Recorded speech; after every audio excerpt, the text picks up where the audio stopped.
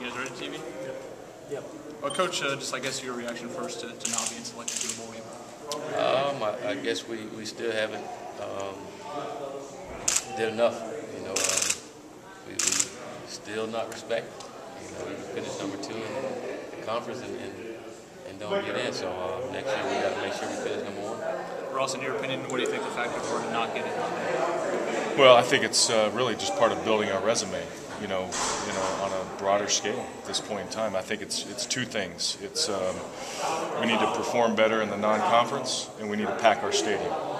That's really what it comes down to. Those two things, and our job is to do that on the field. And these guys did that in the last 8 games. And really, we need our fans to show that same passion they showed towards Birmingham. We need that year-round in our stadium, and it's part of building our resume. It's part of maturing as a program. And that's the stage we're in, is we have to mature to that level so we don't have this happen in the future. How much of it, I guess, is also the Sun Belt trying to get more tie-ins to other games? But this year they just had 2. You know, the deal on that's no one's responsibility other than the performance on the field. Right now we have 2 bowl slots, and that's predicated on how many teams are eligible over a certain period of time. And right now we only have 2. There's a moratorium in the NCAA to add bowl games, so until that changes, we need more eligible teams. So again, this is part of building the resume, both for the conference and for our program, that we need more bowl-eligible teams every year, and that'll increase the slots as we move forward. Coach, what did you tell the team when you guys found out you weren't going well? I told them, well, we got it out the way. I addressed it. I told them I hope they can put all those phones down and stop looking at Twitter now, you know, and not to hang their heads down. They work hard and they turn our program around.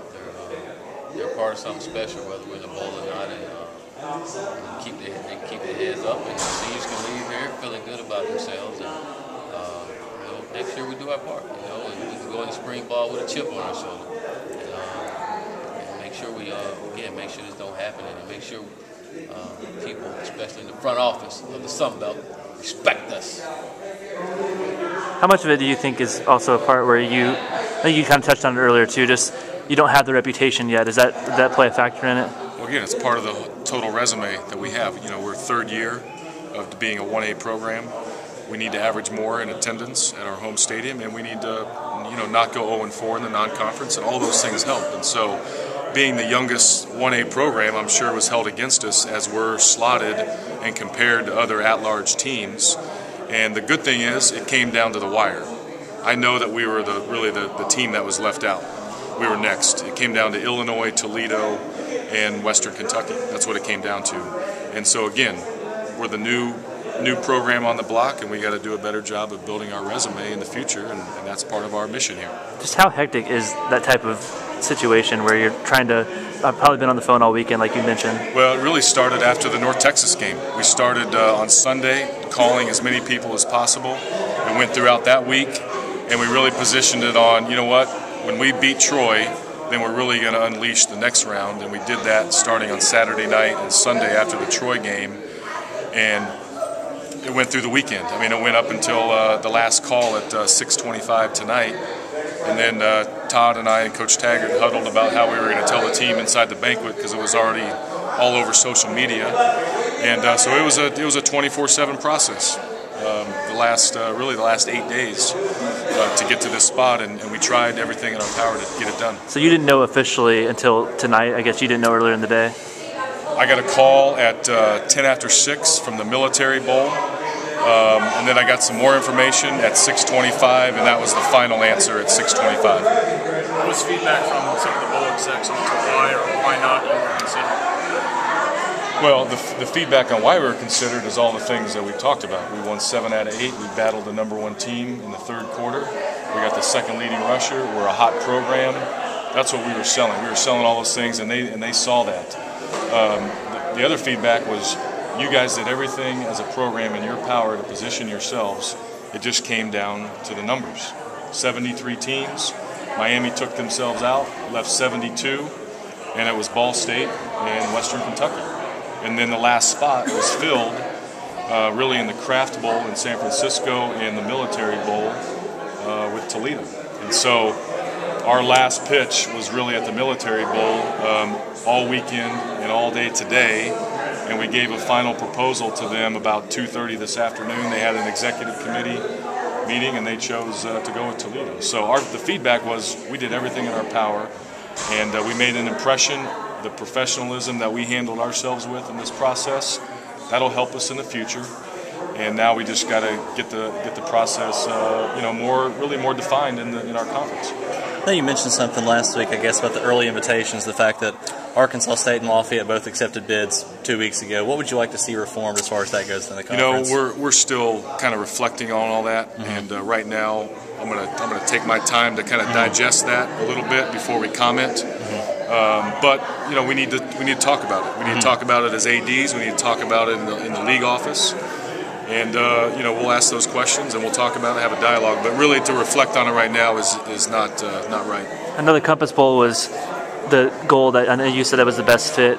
Did they reach out to you and say anything as far as they wanted to have WKU there, they just couldn't because of conference tie-ins? Was it anything like that? Exactly. They told us that we did everything in our power to be positioned for that bowl game. They knew it was a great fit from a geographic standpoint, and it came down to conference agreements that really kept us out of Birmingham. Coach, what was the reaction and mood of the team when you let them know that you guys were going bowl? They didn't. I mean, they were disappointed. Some guys was, like I said, they were on Twitter and they saw some of it too. But we addressed them. We let them know tonight was a night of celebration. So that's what we're going to do: is celebrate and rejoice our fantastic season. And we wasn't going to get down and upbeat. Down over something that we can't control. We went out and did what we were supposed to. It didn't happen for us, unfortunately, and hopefully something do change. So that this situation doesn't happen again. What do you finish number 2 in your conference and you don't go? That's something that's got to change, and hopefully it will. There's going to be changes along, and hopefully that's something to talk about. We get a new commissioner, and hopefully that's something we can bring up later on to see to it that we don't be in this situation again. It's sad for our players. It's sad, especially these seniors and what they've been through, to really work themselves out of this and get in this position and not being able to go is to me is wrong, but it is what it is, and I think we all, and Ross hit on it earlier, that we all can learn from this as a football team, as administrative, and as a community. What we have to do. Again, this is new to all of us. Not just us in the football program or administrative, but to our community too, and what it takes to be a Division I football team. And we always got to come together and do our parts and continue to build this thing. And we're going to get it there. It's going to be that much better, and we're going to let them know who WKU is here soon.